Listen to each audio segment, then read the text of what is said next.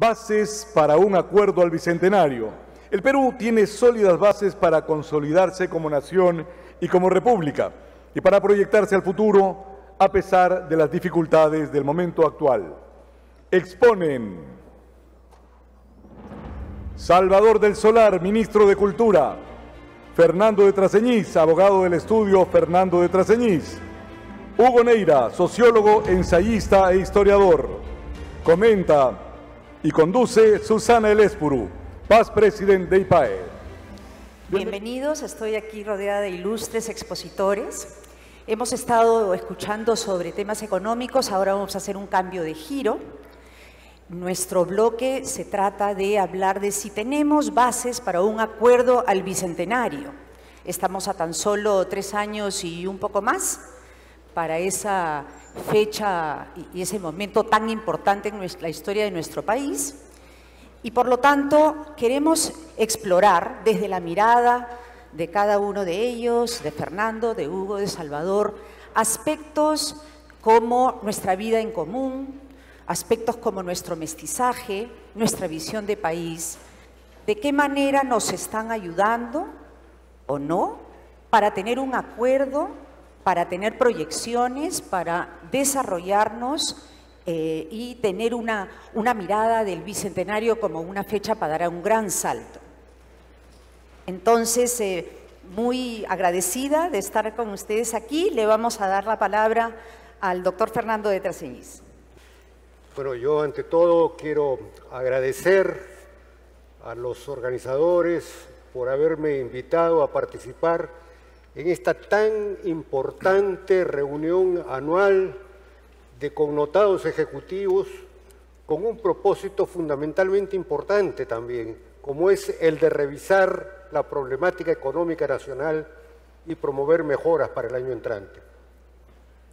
¿Verdad? Yo no soy un ejecutivo, no soy un empresario. En general puedo decir que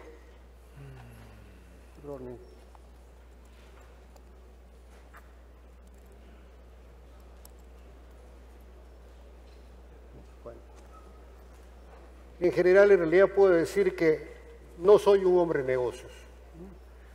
Por eso, no siendo un hombre de negocios, me considero más en este caso como un hombre de la calle, que da su opinión ingenua, pero que al mismo tiempo es una opinión angustiada respecto del desarrollo económico de nuestro querido Perú, a fin de que todos los peruanos, cualquiera que sea su oficio, puedan vivir en un ambiente razonable y sano.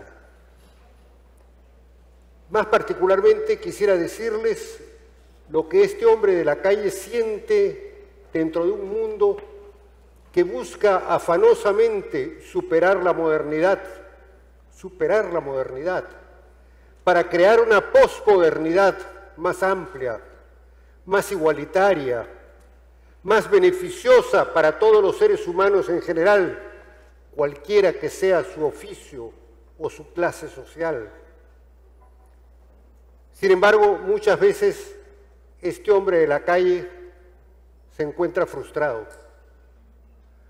Comencemos por el hecho de que la llamada sociedad postmoderna no es entonces cualquier sociedad en el momento en que se manifiesta, sino un tipo especial de organización social que exalta al individuo, convirtiéndolo en creador de fines, que libera, por así decirlo, la libertad humana y la hace productora.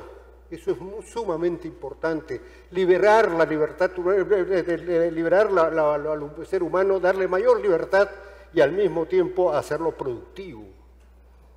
Es una sociedad que le otorga responsabilidad al hombre, pero obligándolo a asumir racionalmente el sentido de su vida. Mejor aún, el sentido de la vida de la humanidad en general. Y para ello institucionaliza todo ello en una organización de derechos y deberes individuales y sociales. La sociedad posmoderna no es, pues, nada tradicional ni conocido. En realidad se trata de una forma nueva de vivir, que exalta al individuo convirtiéndolo en creador de fines, que libera, por así decirlo, libera la libertad humana, que le otorga responsabilidad al hombre, obligándolo a asumir racionalmente el sentido de su propia vida. Estamos pues ante una sociedad dinámica, explosiva en el sentido positivo, que supera a la modernidad. La primera manifestación de una vida moderna fue sin duda la sociedad liberal, que fue poco a poco plasmándose en el siglo XIX, apoyada en las maravillas que iba descubriendo la ciencia, tales como el uso de la electricidad, que hoy día la consideramos algo natural e indispensable. Qué extraño nos resulta pensar que nuestros bisabuelos andaban en coches tirados por caballos, nuestros bisabuelos, a los que hemos podido conocer todavía quizá. Las casas se iluminaban con velas. Ciertamente no existía el contacto mundial inmediato que hoy nos ofrece el teléfono, la televisión, el automóvil. Por consiguiente, nuestros bisabuelos no tenían idea del desarrollo que gozaría la humanidad en las próximas décadas. Es así como la efervescencia social y el desarrollo científico llevaron a disolver los estratos sociales antiguos, la nobleza, etc., y a abrir las puertas a las nuevas generaciones, muy dinámicas, para quienes era cada vez más importante la libertad individual y la necesidad de su compatibilización con el conjunto de ciudadanos. Y es así como, gracias a las nuevas ideas políticas y a la importancia que se le dio a la ciencia, el mundo cambió. El nuevo modelo de vida social no constituía inicialmente un mundo perfecto. La desigualdad entre los hombres, las diferencias sociales y económicas subvertían peligrosamente sus bases materiales. Es por ello que surgió otra propuesta como alternativa de la sociedad liberal, el socialismo, que intentó instaurarse como una posmodernidad, pero precisamente los intentos de recortar la libertad individual trajeron por tierra al socialismo, ya que el mundo se dedicó en adelante a buscar una posmodernidad basada en una sociedad liberal, dentro de un mundo ávido de libertad y de prosperidad para todos. La posmodernidad, sin afectar la idea de libertad, ha buscado una base más segura para la nueva sociedad. Y es así como se crea una cierta economía liberal, se desarrolla la industria y una orientación política denominada democracia liberal o posmodernidad, elementos indispensables todos ellos para sacar el mundo adelante. Es así como el mundo de la posmodernidad se vuelve mucho más realista que sus antecesores. La idea de la libertad, la idea del orden, la idea también de un derecho razonable y eficiente fueron fundamentales para establecer las bases de esta nueva sociedad. Esta nueva forma social plantea conocer las cosas como son, sin someterlas a ninguna ideología abstracta. Lo que el mundo pretendió de ahí en adelante fue un, diríamos entre comillas, un retorno a las cosas. Si tenemos en cuenta los extraordinarios cambios de la vida diaria que nos ha prestado la ciencia en los últimos años, no cabe duda de que el mundo se entrelaza y que se extiende. Los inventos del teléfono y de la radio fueron extraordinarios para poner al mundo entero en conexión. Y como decíamos antes, ¿quién hubiera imaginado durante el siglo XIX e incluso durante los principios del siglo XX, que hoy en día, que llevamos en el bolsillo un pequeño aparato llamado celular, que nos permite estar permanentemente en contacto con la mayor parte del mundo, aunque se trate de lugares muy apartados. Por otra parte, el mundo se ha interconectado de una manera alucinante. Antiguamente eran muy pocos los países que compraban a otros países ciertos productos necesarios para su industria. Pero la posmodernidad ofreció el contacto entre empresas y producciones.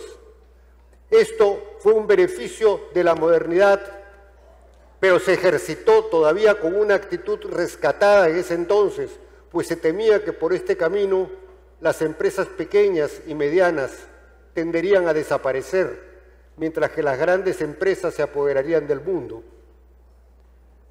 Ahora bien, hubo sin duda empresas productoras que no alcanzaron esa riqueza de comunicaciones, esa facilidad de contactos. Pero hoy en día, cuando menos, este aspecto parece ya resuelto. Y encontramos en el Perú gran cantidad de productos que vienen tanto de Estados Unidos o de España o de Francia, como también del Asia, particularmente de China y de Japón. Así la economía está deviniendo en un proceso mundial. Y para salir adelante no se debe intentar apartarse de las fuentes externas, sino por el contrario, aprender a vincularse con ellas de una manera efectiva. La posmodernidad no es ciertamente el fin de la historia, es el fin de la modernidad y el nacimiento de una nueva sociedad que engendra sus propias contradicciones, como toda sociedad es inevitable, y que gracias a la insoslayable libertad humana y a la capacidad racional del hombre, se supone que va a encontrar sus propios desarrollos futuros. La nueva sociedad posmoderna no es fácil de desarrollar y de administrar. Ciertamente en la vida no hay nada importante que no sea difícil. Pero para salir adelante hay que tratar de tener las ideas muy claras y de respetar los valores fundamentales. Si quisiéramos delinear una sociedad posmoderna, creo que dentro de lo mucho que hay que pensar y que estructurar, hay 2 o 3 elementos que no pueden ser dejados de lado. La nueva sociedad que queremos dejar a nuestros hijos y nietos tiene que ser racional. Es decir, no puede ser una sociedad que se regula y se administra por las pasiones de cada persona o de cada grupo de personas. Hay muchos aspectos, como es el caso de la familia, en los que la pasión y las emociones crean el impulso para ir adelante, ahí sí. Sin embargo, en el plano social, lo que tiene que primar es un impulso racional, no un impulso emocional, sino un impulso racional, ordenado hacia la determinación de las mejores formas de vida para todos los seres humanos que integran el grupo social. Esto nos lleva a pensar en el campo de la vida social que incluye la política, la economía, el bienestar de la población, las posibilidades de trabajo, la producción de invenciones sociales y científicas y muchas otras cosas más que regulan la vida en la sociedad y la hacen o deben hacerla conveniente para todos. No hay duda de que un aspecto muy importante es el sentimiento de la igualdad social.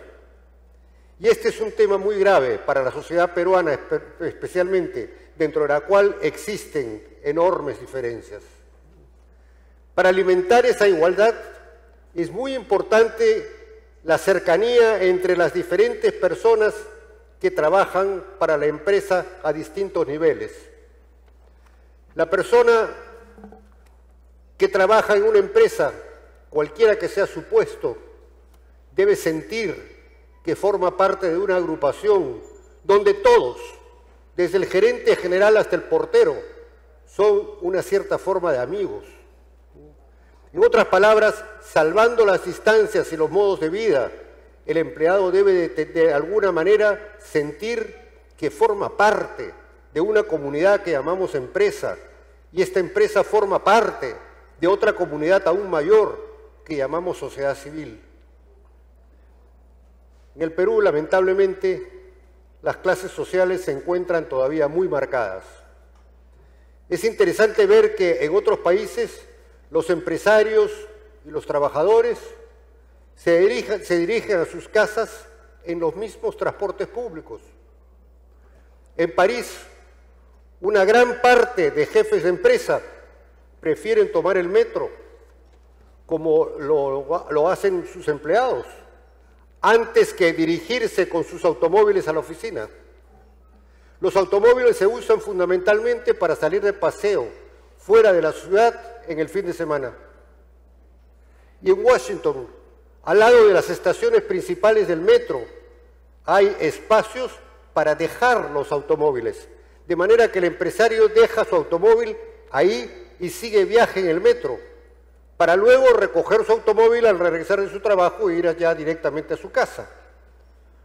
Nueva York, Londres, son ciudades donde toda la gente, desde el empresario hasta el trabajador físico, se movilizan por trenes comunes. Entre nosotros, a ningún gerente importante se le ocurre viajar en el tren ligero o en el metro, en compañía de sus empleados. Incluso probablemente correría el riesgo de ser asaltado en el camino. Como puede verse, un problema complicado es que la posmodernidad se basa en ciertos aspectos y deja de lado en otros, causando desequilibrios que pueden llevar a una neutralización o a una mala utilización de las ventajas de la sociedad moderna.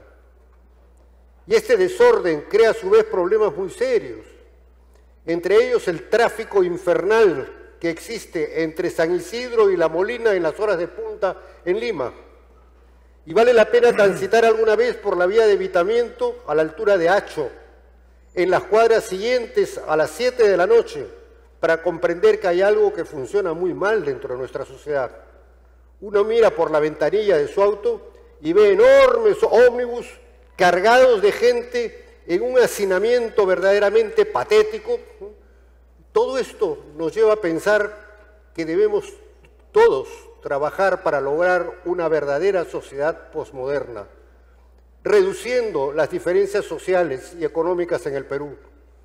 Ciertamente no se trata de crear un país absolutamente igualitario, lo cual es una utopía absurda, como lo demuestra el fracaso del comunismo, el socialismo, etc. Sin embargo, el país, para considerarse a sí mismo como tal, como país, debe implantar y conservar permanentes relaciones entre todos los aspectos que califican un Estado como posmoderno. Otro asunto muy preocupante para el Perú y el mundo de hoy, y que no puedo dejar de mencionarlo, es el que se refiere a la conservación de la naturaleza. El mundo se está contaminando, y esto no es una broma. La modernidad y la posmodernidad han traído elementos muy importantes para el mundo de hoy, pero también han aportado grandes peligros debido a los gases que las fábricas, los automóviles y otros elementos de la modernidad arrojan al medio ambiente. Para venir aquí a Paracas, me encontré en el camino, por supuesto, ¿no es cierto?, una fábrica que echaba unas humaredas negras impresionantes. No cabe duda de que la nueva forma de vivir del ser humano y el alto número de personas que conforman hoy en día la población mundial pueden traer consecuencias muy complicadas y altamente peligrosas. Recordemos que en la época de Cristo, la población mundial era de 200 millones de habitantes. La población mundial era de 200 millones de habitantes. En la época de nuestra independencia, en 1821, la población mundial había subido a 1.000 millones de habitantes. No mucho, 1.000 millones de habitantes. Para el comienzo del siglo XX, los seres humanos eran 1.650 millones. Pero a partir de ese momento, es decir, con el desarrollo de la modernidad, la población mundial aumentó a pasos agigantados. Para 1950, la población mundial era ya de 2.500 millones de personas. En el año 2015, que es la última información que tengo, la población del mundo, ahora posiblemente, es más de 7.400 millones de personas, 7.400 millones de personas, que tenemos que alimentar. Esto es casi el triple de lo que era simplemente 60 años antes. Y esto nos lleva a cambios sustanciales muy preocupantes de la naturaleza. La maquinaria desarrollada con la modernidad produce un aumento del calor mundial y ello trae el derretimiento de los polos, pero trae también el incremento de lluvias torrenciales, como la mal llamada Niño Costero, las lluvias torrenciales en el Amazonas, huracanes feroces en el mar y otros daños que resultan del carbono que se desprende de las fábricas de la modernidad, al que me refería antes hace un momento, aquí cerca. Actualmente la posmodernidad está tratando de superar este serio problema, procurándose la energía necesaria para producir energía eléctrica, ya no del fuego, sino del viento, e incluso se ensayan operaciones nucleares. Francia ha desarrollado enormemente la posibilidad de producir movimiento a esas máquinas que producen electricidad con el movimiento.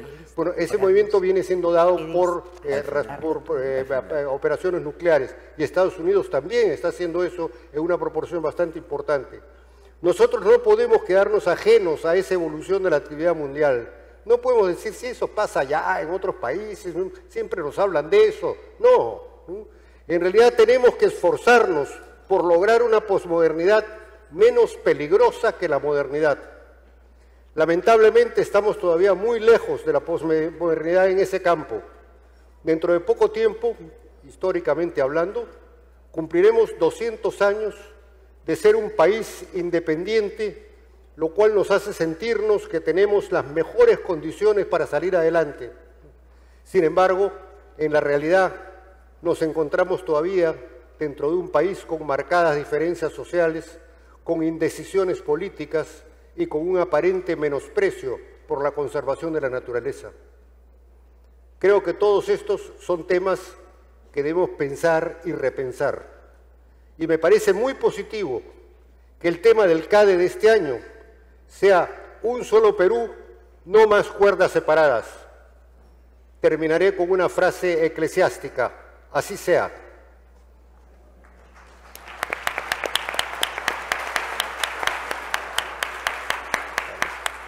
Muchas gracias, Fernando. El doctor de Traceñís, ya estaremos ahondando sobre esos retos que nos has planteado ¿Largo o no? sobre la sociedad posmoderna. Bien, sí.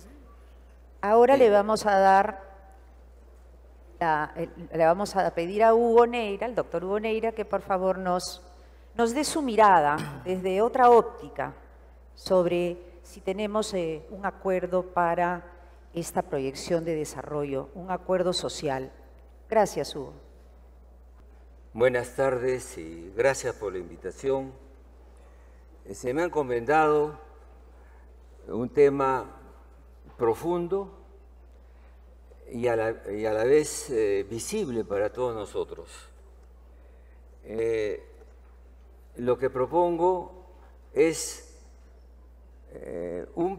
examinar brevemente con la mayor espíritu simple el periodo de fin del siglo XX, de los 80 hacia adelante, e incluso los 70, y los decenios de este siglo XXI, que es nuestro tiempo.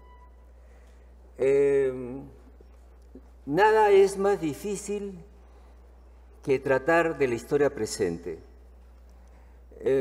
Los académicos suelen, para esos temas, cortarlos en parte y darle una proporción, un tema a la antropología, a la historia, a la sociología. No voy a hacer eso. Me he pasado la vida estudiando historia en San Marcos, luego Ciencias Políticas en París y Ciencias Sociales. Y hay escuelas universitarias, académicas, ya que nos han titulado representantes de la academia, qué honor y qué dificultad, que prefieren las interdisciplinas. Hay problemas que no se pueden ver solo desde un solo ángulo. Entonces yo les quiero proponer 3 hipótesis, nada más que 3, sobre el Perú tal como está. Más bien, lo que me interesa es la sociedad peruana, lo cual evita hablar del Estado, de los partidos políticos, porque sería muy extenso. Pero siempre me ha venido una duda que consiste en la siguiente. Es muy difícil a los seres humanos entender su tiempo. Ustedes saben que en la historia la única época que se ha llamado a sí misma y se ha puesto un nombre ha sido el Renacimiento. La gente de la Edad Media no sabían que vivían en la Edad Media. Eso va a ser una calificación posterior de los renacentistas, ellos por medio de una época y luego al fondo Roma. Y para mostrar esa dificultad, les pongo un ejemplo sobre un tema que no es todavía el Perú, no abro por completo las 3 hipótesis, es qué pasó cuando se estableció la sociedad industrial.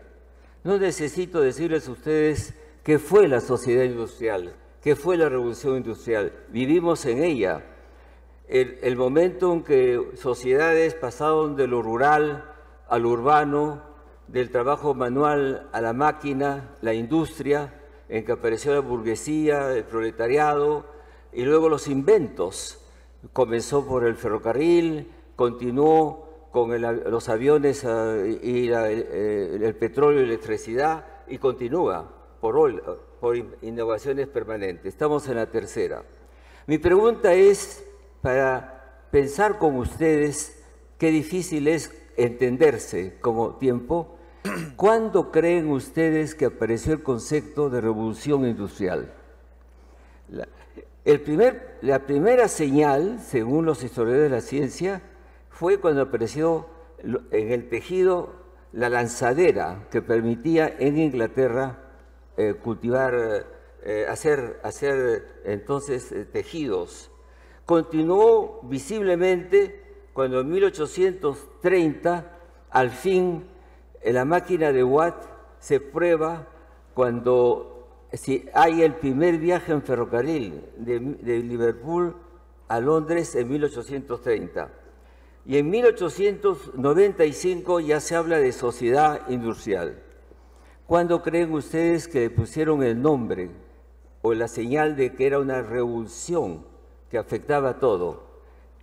En 1845, es decir, 80 años después que ya estaba la revolución industrial delante de todos, recién nosotros, los seres humanos, los Homo sapiens, los ingleses, los franceses, los alemanes y los Estados Unidos la llamaron una sociedad industrial.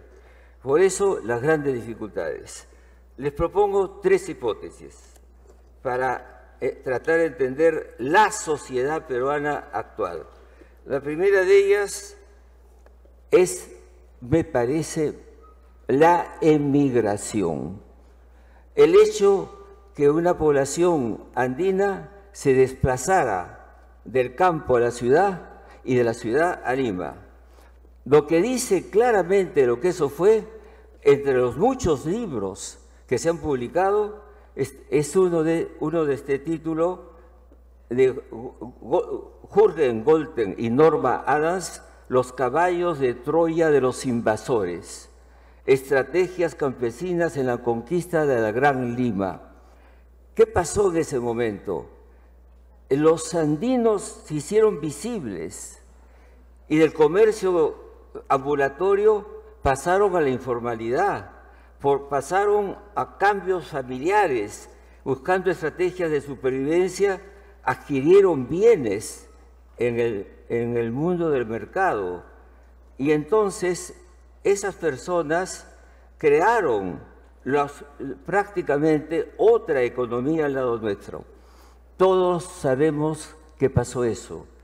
Lo ha estudiado De Soto, Matos Mar, le llamó el desborde.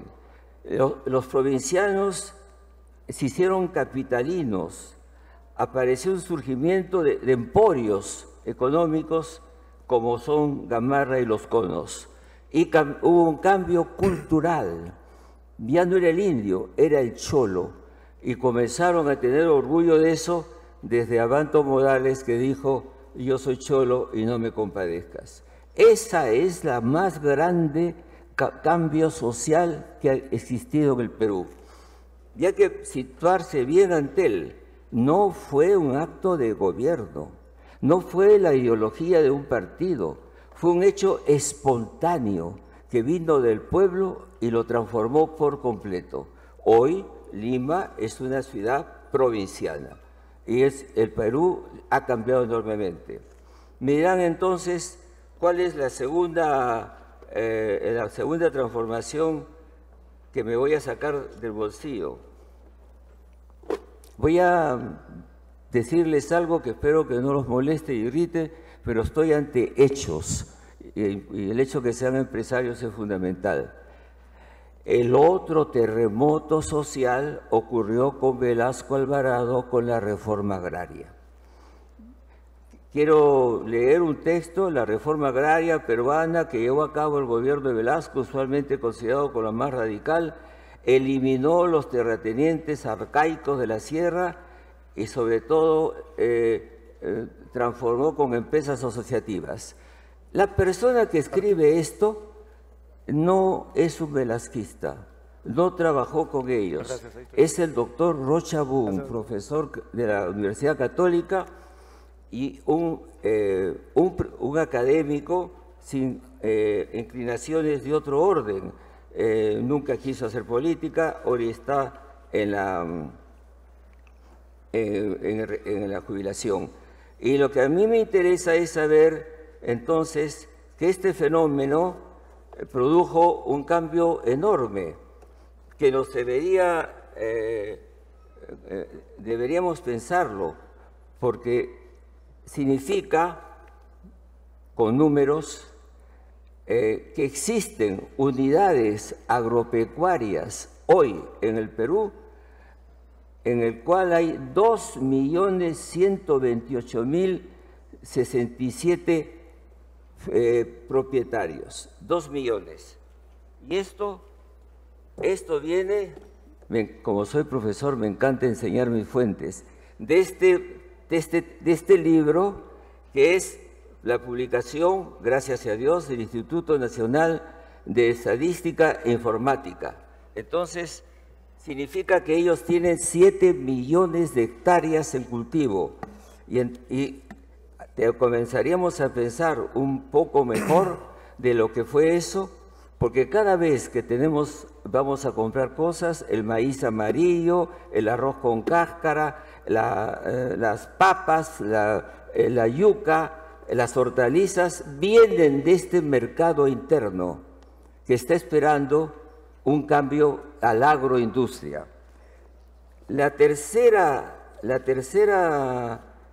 Bueno, sobre este tema me podía extender un poco más. Desapareció algo que era colonial, que separaba el Perú de los que eran indios y no indios.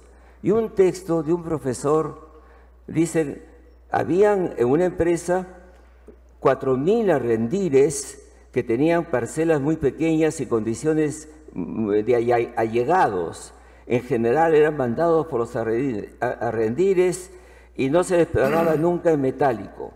Este conocimiento minucioso, que no quiero extenderme más en él, sobre cómo funcionaban esas haciendas que eran precapitalistas, no se pagaba salario,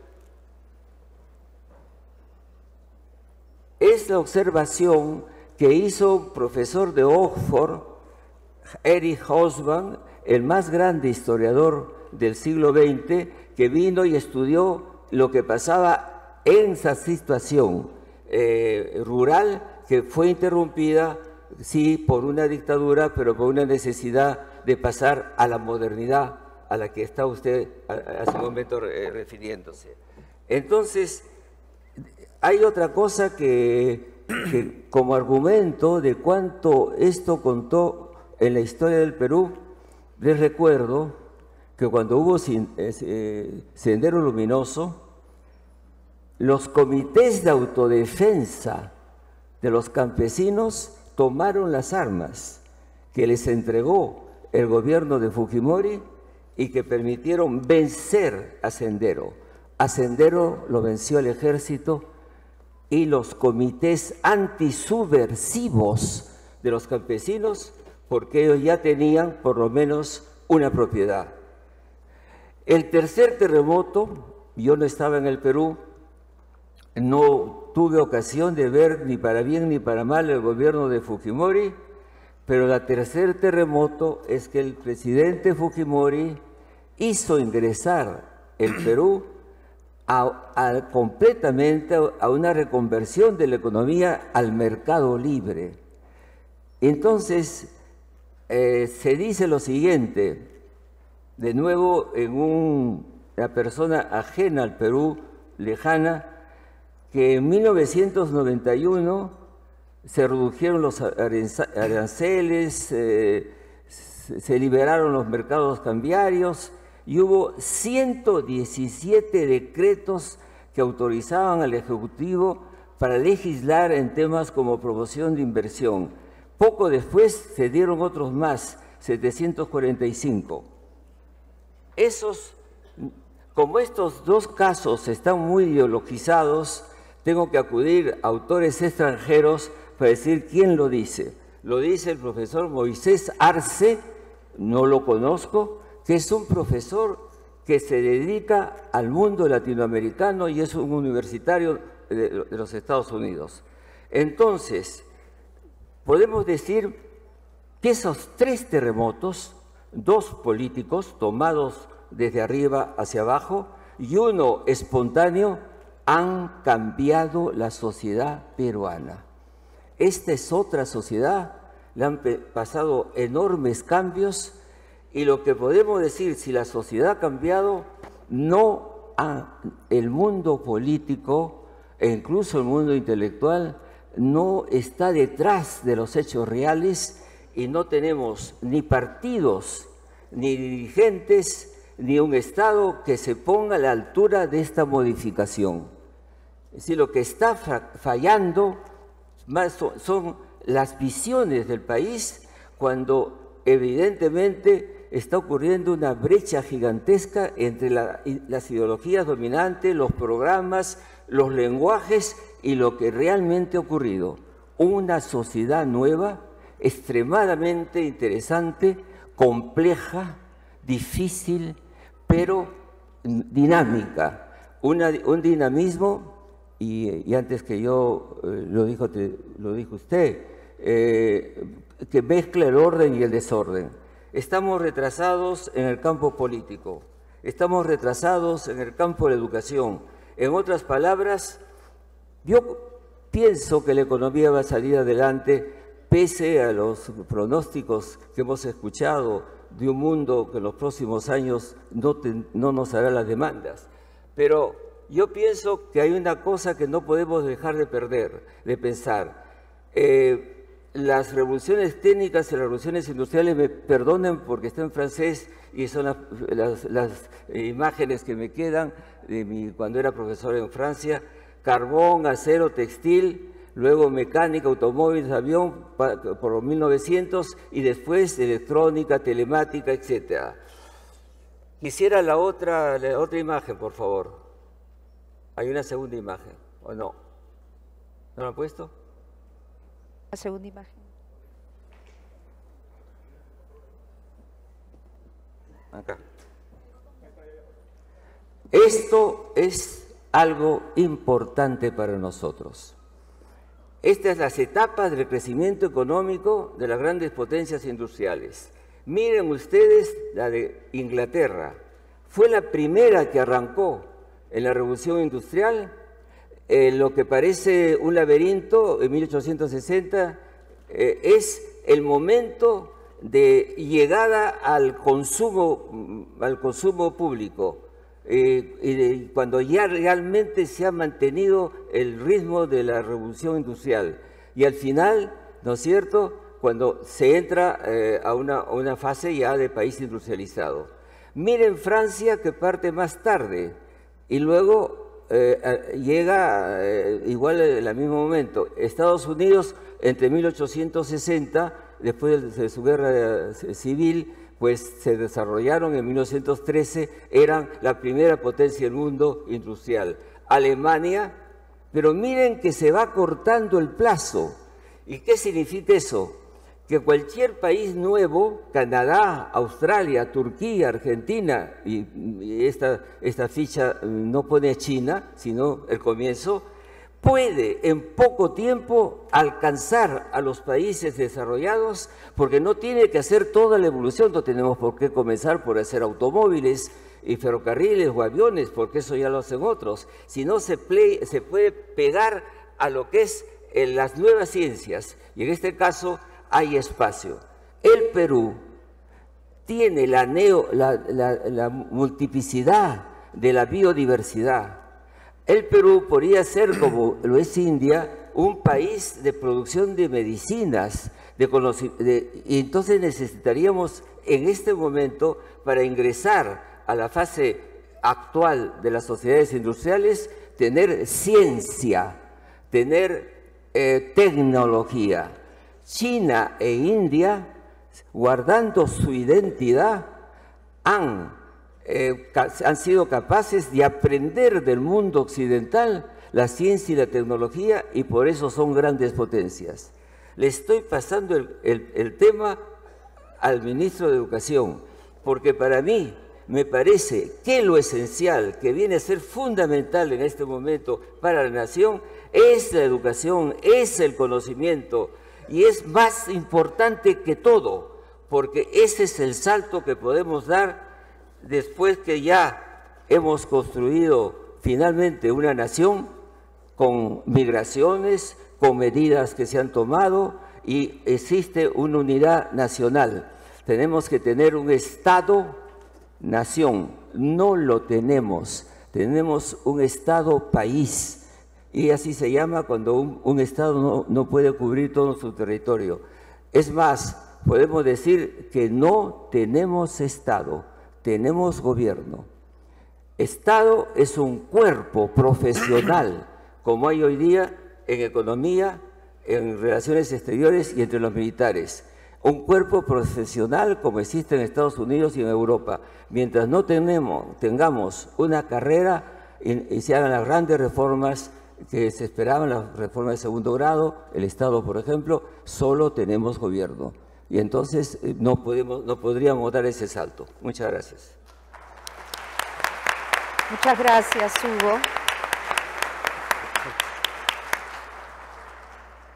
Nos hace reflexiones sobre estos grandes cambios que se han dado en estos últimos 50, 70 años. Y ahora le pedimos a Salvador del Solar, nuestro ministro de Cultura, a que pase por favor al podio o aquí, como prefieras. ¿Qué mirada nos va a dar Salvador sobre estos elementos para tener un acuerdo, para tener una proyección de desarrollo como país, con los retos, con las brechas que venimos escuchando? Gracias, Salvador. Gracias, Susana. No sé si se me escucha. ¿Se me escucha? ¿O tengo que ir al...? Sí, aquí estoy. Muy buenas tardes.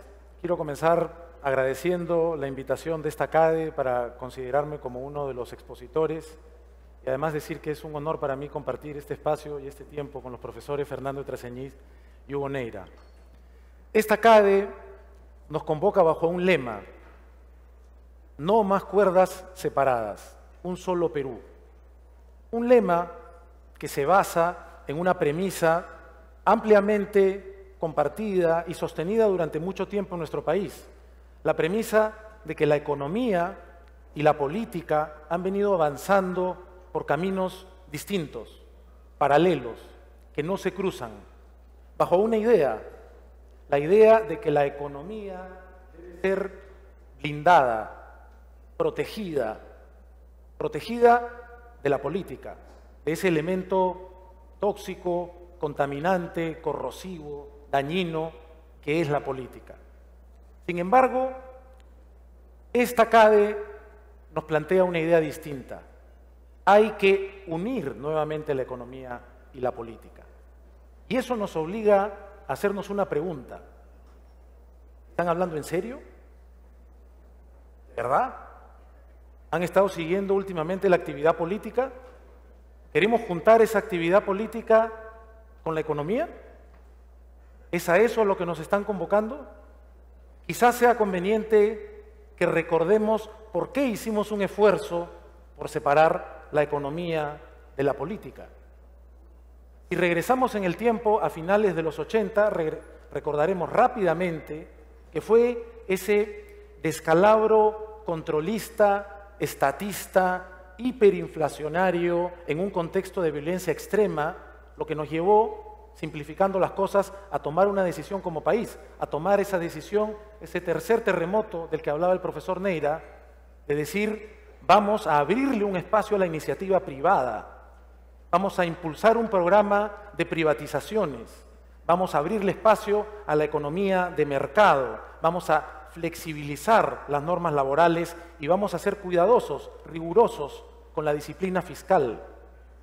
Todo eso trajo una serie de consecuencias, trajo inversión, trajo crecimiento de la economía, crecimiento del trabajo, crecimiento del consumo, ha traído en muy pocos años un descenso importantísimo de la pobreza. Hemos pasado de 55% de personas en situación de pobreza al 20%. Todas estas razones, todos estos beneficios son los que hacen hoy de nuestro país un país de personas felices. Salvo que no es así. Somos un país en estado de crispación, en estado de polarización, hasta de amargura, en estado de descontento. ¿Por qué estamos descontentos? ¿Qué dicen los peruanos, Alfredo Torres, cuando les preguntamos cuáles son sus problemas? ¿Qué dice el Latino Barómetro? 2 son los principales problemas que tenemos hoy en día: la delincuencia y la corrupción. Es interesante tomar esto en cuenta porque, salvo que se me esté pasando algún país, en la encuesta del Latino Barómetro lo que se dice es que solamente República Dominicana y Perú tienen a estos 2 problemas como sus grandes problemas de país. No nos parecemos ni siquiera a nosotros mismos hace unos años. No está desempleo, no está desabastecimiento, no están los precios, no están los salarios. Está delincuencia y está corrupción. Sí, esa corrupción de la que no podemos parar de hablar en estos días y que nos habría costado un punto en el crecimiento, un punto porcentual en el crecimiento de este año. Así como sabemos este otro problema que tenemos a raíz de los desastres naturales del primer trimestre del Niño Costero, también nos ha costado otro punto de crecimiento. Aunque sabemos que en realidad la causa de esos problemas no han sido los desastres naturales, porque si bien no sabemos exactamente la magnitud de cada fenómeno del Niño y no sabemos exactamente cuándo vendrá, sabemos que vendrá y no nos hemos preparado adecuadamente. No hemos hecho los trabajos de alcantarillado, los trabajos de drenaje, la canalización, que sí se hizo, como vimos en algunos videos, más allá de la frontera en el norte. No sufrió Ecuador lo que sufrimos nosotros. ¿Qué tienen en común estos problemas de los que hablamos ahora? Estos problemas de falta de planificación, de construir casas donde no se debe, de informalidad, de corrupción y de delincuencia. Tienen en común que son problemas públicos. Son problemas del ámbito público. Tenemos otros problemas en el ámbito público. Tenemos un problema de transporte. El presidente de la República, el 28 de julio, presentó una iniciativa legislativa ante el Congreso para poder atender el problema de transporte. En 10 años en el Perú han muerto más de 30.000 personas. Es absurdo. Es como si en 10 años se hubieran caído 100 aviones completos. Es un problema del espacio público. La justicia es un problema del espacio público. La justicia en nuestro país no es confiable.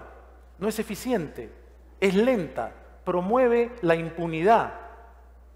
¿Qué hemos hecho para resolver estos problemas?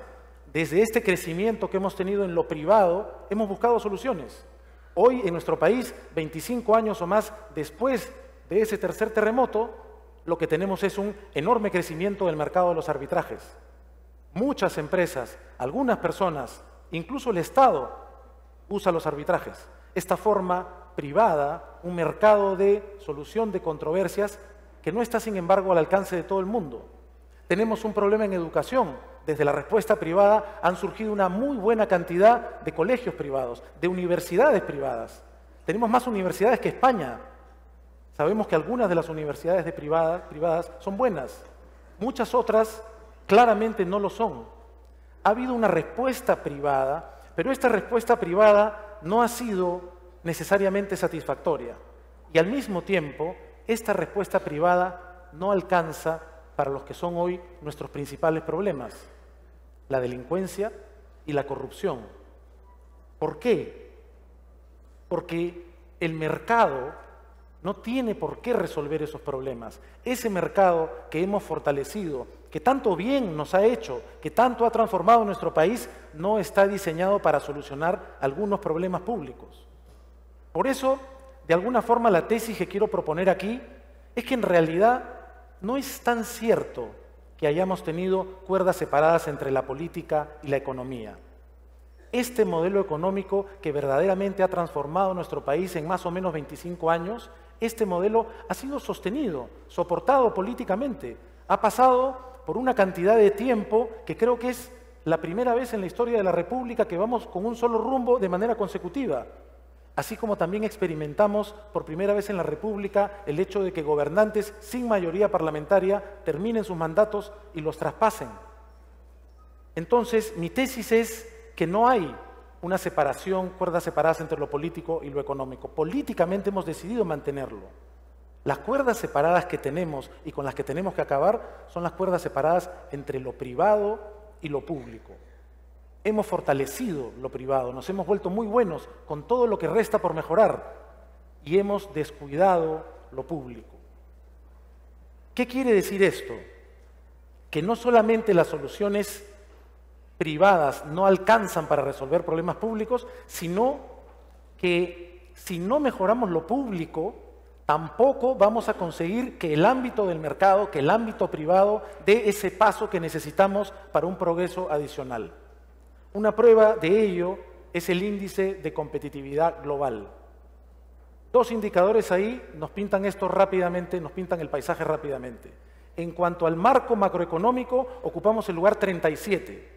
Puede que hayamos descendido algunos puestos, pero estamos bien rankeados en el marco macroeconómico. En el marco institucional ocupamos el puesto 116. Nuestro índice de competitividad, nuestra capacidad de progresar desde lo económico está limitado por un contexto público que no hemos desarrollado. Esto nos lleva a concluir entonces que el modelo económico que hemos venido impulsando y que tanto bien nos ha hecho en tantos aspectos no alcanza para llegar a otra escala de progreso. Para poder progresar de verdad, tenemos que atender los problemas de institucionalidad pública. Y si ese es el reto, ¿de qué estamos hablando? Estamos hablando de la promesa hasta ahora no cumplida. Estamos hablando del reto hasta ahora postergado, el reto de atender lo público, el reto que se llama república, ocuparse de la cosa pública. Por eso es que no es un aniversario cualquiera el del Bicentenario, porque el Bicentenario coincide con esta necesidad y porque lo que celebramos no son solamente 200 años de habernos independizado de otra nación y volvernos autónomos. Celebramos también 200 años de haber decidido ser una república. Es decir, hemos decidido que no queremos seguir siendo gobernados por un rey. Queremos ser gobernados por la ley, por un orden legal. Hemos decidido dejar de ser súbditos para convertirnos en ciudadanos. El problema es que, habiendo fortalecido el mercado, tenemos que reconocer que el mercado produce productores, creadores, innovadores, intermediarios, consumidores, pero no produce necesariamente ciudadanos. Con todo el progreso material que hemos conseguido, es importante recalcar que vivimos mejor. El problema es que no convivimos mejor. Y eso es obvio, como se ha mencionado antes, en el tráfico, es obvio en el Congreso, es obvio en las calles, es obvio en la relación con las regiones, con los sindicatos de maestros, eso es obvio. Creo que es importante recordar en este sentido lo que dijo Aristóteles respecto de la política, porque en realidad hay muchas cosas que no hay necesidad de inventar. Aristóteles decía, es algo interesante, que el todo es anterior a sus partes componentes, a sus partes integrantes. Aristóteles decía que la ciudad, la polis, criaba a los ciudadanos, los moldeaba. De manera que si vivimos en una sociedad peligrosa, donde no se cumple la ley, donde no se puede predecir lo que va a ocurrir, lo que vamos a criar son ciudadanos desconfiados, paranoicos, que están dispuestos a utilizar la trampa para salir adelante porque creen que su competidor o quien está a su lado la va a utilizar. O si creamos un entorno público seguro, amistoso, amigable, que promueve la creatividad, vamos a conseguir ciudadanos empáticos, creativos, armoniosos. Es muy importante entonces que nos preocupemos por fortalecer lo público, porque el contexto, tal como decía Aristóteles, verdaderamente cambia la vida, la transforma. Para eso quizás nos sirvan un par de ejemplos contemporáneos y locales. Uno de los elementos arquitectónicos que más ha proliferado en nuestro país, no solo en Lima, son los malls. Es curioso notar cómo los malls son en promedio más limpios, más ordenados, más seguros que el resto de la ciudad. Y cómo el comportamiento de los ciudadanos en los malls es en promedio también más respetuoso, más ordenado, más limpio que en el resto de la ciudad. O por ejemplo, pensemos en uno de los motivos por los que el Callao se volvió famoso en los últimos años. Uno no podía pasar un poquito el límite de la velocidad en el Callao porque le iba a llegar una multa. Y tanta gente se dio cuenta y tantas multas llegaron y se cobraron que la gente sencillamente comenzó a bajar la velocidad en el Callao. El cambio en el contexto produce un cambio en los ciudadanos. El cambio en lo público, aquello que hemos desatendido, puede producir ese cambio que nos falta y que tiene que ver con el estado de descontento en el que nos encontramos. Aristóteles decía, la polis crea el zoon politikon, el animal político, el animal cívico. Si le quitamos el elemento cívico y político, lo único que queda es un animal. Vivimos entonces en la jungla, en la tierra de nadie. El reto que nos debe plantear el Bicentenario, más allá de los otros retos técnicos y económicos que se han mencionado y se seguirán mencionando, es hacer que tengamos un espacio público que podamos compartir sanamente y que nos transforme sanamente. Un espacio público para todos, un solo Perú, como propone la CADE. No debemos olvidar, sin embargo, que no vivimos en un solo Perú. Para comenzar, las mujeres no viven en el mismo Perú que los hombres. Las mujeres, incluidas las que están presentes aquí, viven en un Perú donde ganan menos por el mismo trabajo y por el mismo talento. Solo por mencionar el primero y menor quizás de los problemas de las mujeres. Las mujeres viven en un país, en un Perú, más peligroso que los hombres. Un Perú que no les reconoce y les da oportunidades, que no les permite imaginar sus sueños, que no les da seguridad, ni siquiera dentro de su misma casa. Las personas de diferentes grupos étnicos, los afrodescendientes, los indígenas, los amazónicos, no viven en el mismo Perú. No podemos hablar de un solo Perú. Las personas quechohablantes, aymara-hablantes, esos más de 5 millones de personas que ahora reciben un noticiero en quechua y en aymara por televisión nacional, no viven en el mismo Perú. Tenemos que trabajar no solo para que mejore el clima de negocios que tanto bien trae, que tanta riqueza y bienestar trae, sino para que tengamos un clima donde las personas podamos vivir mejor. Y esto solo lo conseguimos si estas cuerdas separadas de lo público y lo privado se fusionan en una sola visión. Esto es a lo que nos llama el Bicentenario, a tratar de conseguir una mirada distinta, una mirada que trascienda la mirada de lo privado y del mercado y que una la mirada pública, otra mentalidad, otra cultura. El Bicentenario entonces nos llama a despertar, a buscar un nuevo proyecto de país. ¿Qué puede hacer este auditorio para cambiar eso? Este auditorio puede, por ejemplo, en las circunstancias en las que vivimos, trabajar en códigos de ética más exigentes, aprovechar la desgracia que estamos viviendo. No estamos solos en la región, pero la desgracia es también nuestra, para que las empresas respondan, para que cambiemos nuestra relación con la corrupción, que es un mal endémico que no se reduce a las empresas, pero que las incluye. Las empresas pueden cambiar la vida de los peruanos si, por ejemplo, cambian sus políticas respecto del tratamiento a la mujer, si procura tener mecanismos de contratación y de elevación de salarios que sean justos. Las empresas pueden cambiar la vida de mucha gente si revisan sus políticas de publicidad. ¿Cuántas empresas ofrecen en su publicidad una imagen de éxito, una imagen de competencia, de jerarquía, que excluye racialmente a la gran mayoría de peruanos y peruanas? ¿Cuántos niños y niñas crecen viendo imágenes en las que nunca se ven reflejados?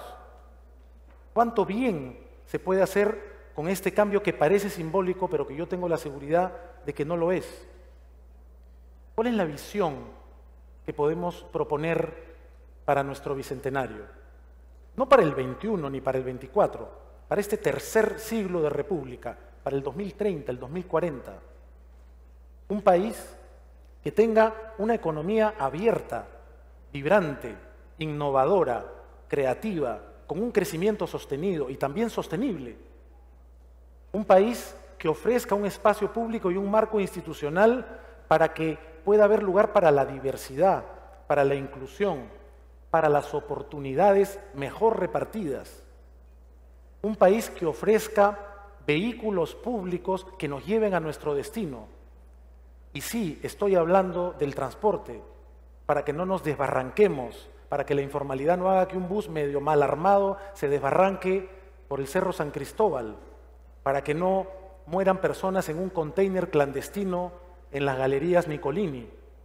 Un país que ofrezca esos vehículos, pero también los vehículos de la justicia y también los vehículos de la educación.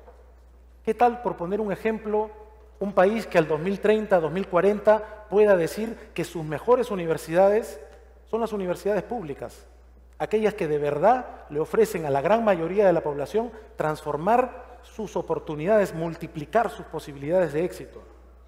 Un país en el que muchos de los mejores de nuestros peruanos y peruanas puedan sentir, no solo por estímulos económicos, sino también por prestigio, por respeto y por compromiso, que quieren ser maestros, que quieren ser jueces. No asociamos nosotros la imagen de los jueces con alguien respetable, lo vemos solamente en las películas de Hollywood. Que las personas respetables y prestigiosas quieran ser congresistas, que las personas respetables y prestigiosas quieran hacer política. Un país que así como tiene sus mejores universidades como universidades públicas, vuelva a tener partidos, vuelva a intervenir en la política en lugar de regañar mirando la televisión por lo que se lamentan que es el deterioro permanente de la clase política.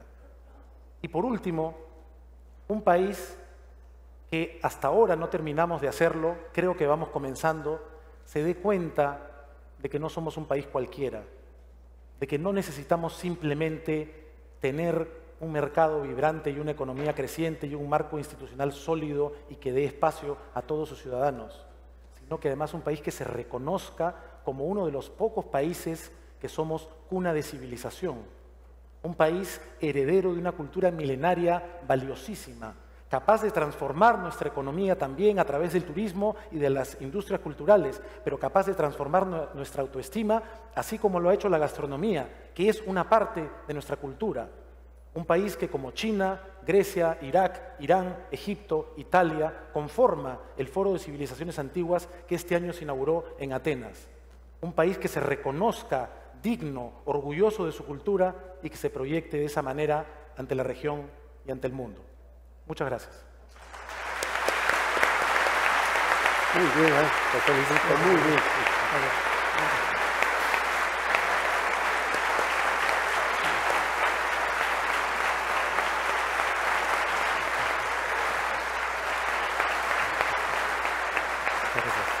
Muchas gracias. Muchas gracias. Gracias. Gracias.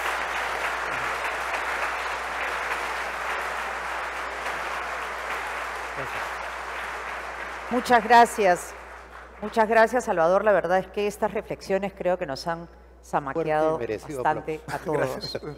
Y esto me lleva a pedirles, tenemos muy pocos minutos, la verdad, para poder dialogar sobre varios temas que han planteado ustedes, pero quisiéramos propuestas para la acción. Quisiéramos pedirles a cada uno de ustedes que nos digan aquí, a los que estamos presentes y a los que nos están viendo por los medios y a los mensajes que llegan a través de la prensa, ¿qué actitudes o qué comportamientos debemos cambiar porque nos están impidiendo esa visión inspiradora, esa nación que podemos ser, que contemple lo público y lo privado, que contemple todos los elementos de nuestra identidad mestiza, que contemple nuestra vida en común, que realmente construya la sociedad y los elementos que ello conlleva, porque efectivamente si no somos una jungla. Entonces quisiera pedirle a cada uno de ustedes, ¿qué quieren dejarnos como tarea? A nosotros, que aquí hay muchos líderes, ¿no es cierto? Tenemos mucha capacidad de influir en nuestra sociedad, en los diferentes ámbitos en los que nos movemos. Y quisiéramos que nos inspiren con aquello que ustedes nos digan, mira, esta actitud o este comportamiento tiene que modificarse para que ustedes den el ejemplo y que esto nos lleve a comenzar a construir esos elementos de cambio que nos están actualmente haciendo daño o deteniendo en esa proyección de desarrollo social que finalmente es pues lo que todos buscamos. Fernando, empezamos como quieran ustedes. Hugo, ¿quieres empezar tú? A ver, yo pienso que tenemos que tener una doble mirada a nuestra realidad del Perú, con mucha objetividad, con mucha realidad. He señalado 3 terremotos, uno anónimo y los otros políticos, y claro está, son hechos históricos, pero también tenemos que estar atentos a lo que está pasando con el mundo. Y José Carlos Mariátegui en los años 30 dijo que había que peruanizar el Perú. Hoy día creo que hay que cosmopolizarlo un poco, mundializarnos, entender qué está pasando en el mundo. Estamos viviendo una época nueva. Se hundió la Unión Soviética en 1990. A los 4 años China aceptó el mercado. Es otro mundo que estamos viviendo. No sabemos qué nombre se le podrá dar a este tiempo. Y no percibimos tanto en los países vecinos. No hay cursos de historia de América. No hay cursos de historia universal. Lo sacaron. En educación no hay cursos de historia del Perú. Es el único país de América Latina que no tiene un curso de su propia historia. Un poco como si tuviéramos vergüenza de ella. ¿Ustedes creen que los alemanes no tienen vergüenza de lo que pasó en la Alemania hitleriana? Y sin embargo, un joven alemán sabe perfectamente lo que pasó. Entonces, estos cursos que han desaparecido no ayudan a la formación del ciudadano. Generaciones de peruanos, con ese sistema de restricción de los cursos, los han cambiado por áreas, no tienen la educación secundaria que nosotros tuvimos. No estudian lógica, no estudian gramática, no estudian historia universal. Es como si no formáramos parte del Homo sapiens también, ¿no? Entonces aquí hay que darle una importancia muy grande a la cultura, en el sentido más ancho de la palabra, a lo que son finalmente las grandes herramientas de los pueblos y abrirnos un poco al exterior. Luis Alberto Sánchez decía que nos encuevábamos porque estamos pendientes de los últimos problemas, si se le da indulto o no finalmente a quien, nada más que decir que Fujimori, bueno, nos metemos en un problema, pero en este momento están pasando cosas muy importantes en el planeta que nos conciernen también. Y en eso los medios, la televisión, los periódicos no nos están ayudando. Y esa sensación de que estamos solos debería terminar. Es verdad que debemos mirar un poco qué pasa en otros países. ¿Por qué México es un país avanzado? ¿Por qué lo es Brasil? Brasil ya entró en esa parte de ingreso a la sociedad industrial, a la sociedad postindustrial, con creación en campo de la biología. ¿Por qué no podemos tener los mejores especialistas en genética, en química, en este país donde los incas inventaron tantas cosas como la papa y el camote? Es un campo importantísimo de la ciencia y eso no tenemos ganas de hacerlo, sino por cosas más ligeras. Gracias, Hugo.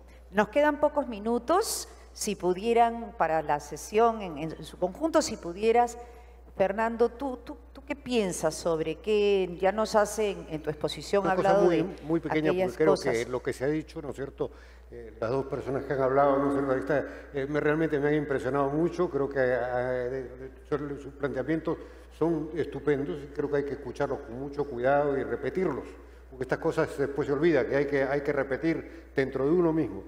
Me parece muy importante lo que señala aquí, ¿no es cierto?, en el sentido de que hay que estudiar nuestra historia, ¿no? Que no es posible de que yo no sabía esto de que los colegios ahora no se enseñe la historia del Perú, pero me parece una cosa de locos, ¿no? O sea, eso me parece totalmente absurdo y que nadie lo haya mencionado y que nadie lo ha dicho. Esto me parece una cosa totalmente absurda. Cuando yo estuve en el colegio, recuerdo que estudiábamos, era muy importante la historia del Perú y además la historia universal, ¿no es cierto? Y estudiábamos Grecia y estudiábamos toda una serie de cosas que ahora creo que ni conocen los chicos qué cosa es, ¿no?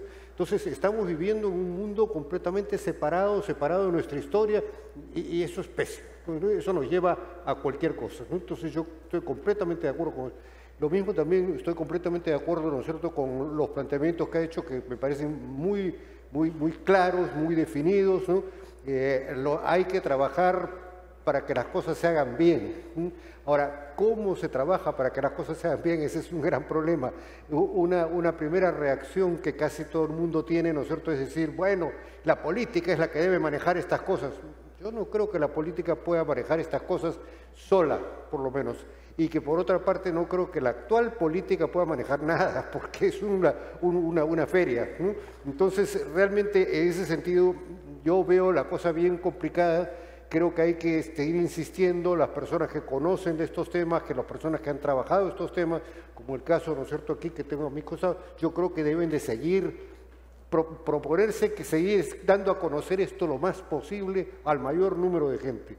Eso me parece fundamental. Yo creo que si no hay un conocimiento de lo que somos y de lo que podemos ser, si ese conocimiento no surge incluso desde el colegio, digamos, nada va a funcionar. Gracias, Fernando.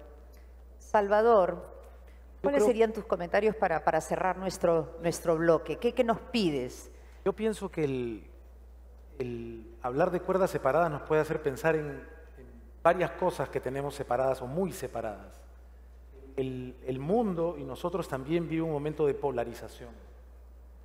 Creo que así como económicamente hay que pensar de manera contracíclica, hay que darnos cuenta que nos estamos haciendo mucho daño alimentando la polarización. Así como hay que construir ese terreno común que tenga la mirada pública y privada, es bien importante que desde el empresariado, pero quizá todavía con mayor énfasis desde los medios de comunicación y desde la política, procuremos generar un terreno común donde podamos encontrarnos. donde tengamos la capacidad de poner en el mismo ámbito y en el mismo plato la importancia del mercado y la importancia de los derechos humanos, que se tratan como si fueran contradictorios y que nos hacen merecedores de diferentes etiquetas que anulan la posibilidad de conversar. Creo que si desde quienes tengamos alguna posición pública no hacemos un esfuerzo de conciliación y de buscar ese centro que haga del lema de nuestro país algo más que una expresión de deseo, porque yo me pregunto en qué momento, salvo en los desastres naturales o en el fútbol, verdaderamente nos unimos. Firme y feliz por la unión es el lema oficial de nuestro país y no trabajamos mucho por construir esa unión. Esa unión necesita de desprendimiento, necesita de escucha, necesita de saber reconocer que en todos los gobiernos se han hecho cosas positivas y todos merecen un nivel de crítica, en lugar de mantenernos en esta polarización que nos despedaza y que se potencia por el fenómeno de las redes sociales, porque las redes sociales hacen que estemos unidos básicamente a gente que piensa como nosotros. Entonces tenemos la opción de poner un like, pero no necesariamente la opción de argumentar hacia esa especie de centro que creo que es el que nos tiene que sostener. Perfecto. Una pequeña cosa. Una cosita. Sí, estamos, ahorita nos quitan el micro, así que, así más o menos que 15 segundos nomás. 15 segundos. Ya, 15 segundos. Ahí. Una vez en la Sorbona escuché a Raymond Aron decir lo siguiente: en política no hay enemigos, el enemigo se le mata, el enemigo es guerra. En política hay rivales, como en el fútbol, como juegas el ajedrez, cualquier cosa. Y entonces tenemos que tener un espíritu un poco más deportivo, porque para que exista la izquierda tiene que haber la derecha, y la derecha y la izquierda. Entonces tenemos necesidad del otro con quien discutir, sí aplastarlo y desaparecerlo. Y entonces una mirada, una forma deportiva de la política en la que necesita la pluralidad de partidos. Yo encuentro que hay un momento, estamos pasando por un momento de intolerancia, realmente no se admite que el otro exista en cualquier campo, y eso no es pues política, eso es guerra. 2 minutos solamente.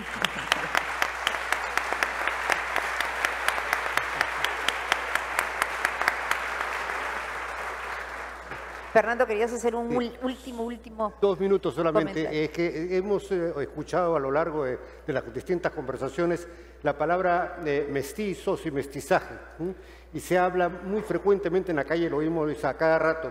Bueno, yo les digo, yo personalmente creo que eso es una palabra que es inútil, que es una palabra que no sirve para nada y es una palabra que no revela las realidades. Porque en este momento, si vamos a pensarlo bien, en este momento no hay un solo país, ni una persona en el mundo, creo, me da la impresión, quizá me equivoco, no, pero que no sea mestizo. ¿Por qué? Pensemos solamente en el Perú. El Perú en realidad, ¿no es cierto?, es esta unión primero de españoles con los indios. Pero ¿quiénes eran los españoles que vinieron al Perú? Eran mestizos.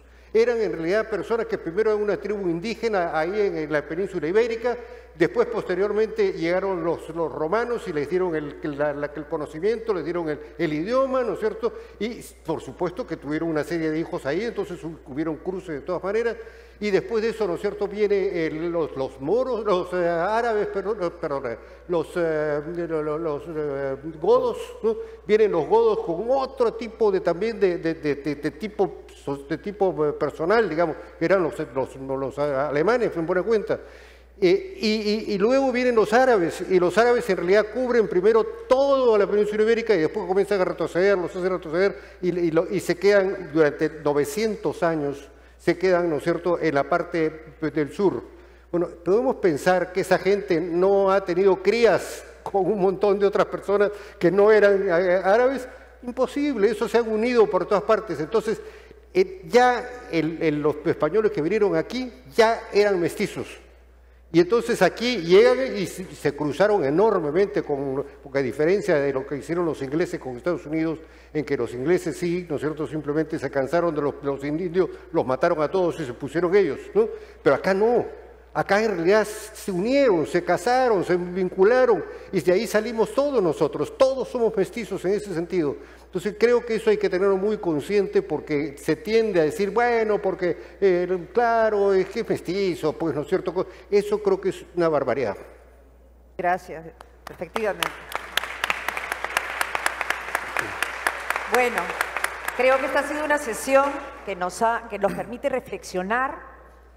Es un momento muy crítico el que estamos viviendo. Necesitamos, en lo que a cada uno respecta, de qué manera podemos acercar lo público y lo privado, de qué manera podemos crear ese ámbito común, ese centro que reduzca pues este sentimiento de guerras y de intolerancia y de ponerle títulos a nuestra raza, a nuestro crisol humano que debería ser nuestra fuente de riqueza. ¿Me dejas decir una No, cosita? ya no puedo porque ahora sí me sacan la pistola. ¿Qué vamos a hacer? Así que les agradezco mucho, ha sido muy interesante todo lo que hemos escuchado. Tenemos unas tareas ahí y muchas gracias a todos. Muchas gracias a ustedes. Gracias a Salvador del Solar, Fernando de Traceñiz, Hugo Neira y Susana Elesbru. Los invitamos a pararse al centro para tomarse la foto protocolar. Son las cosas que hay que publicar. Gracias. Gracias a ti.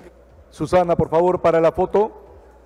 Por si pueden Mientras acompañarnos tanto, para la foto. recordarles a los que han llegado Y después tarde al inicio de la ceremonia, hay un aplicativo que se llama CADE Ejecutivos 2017.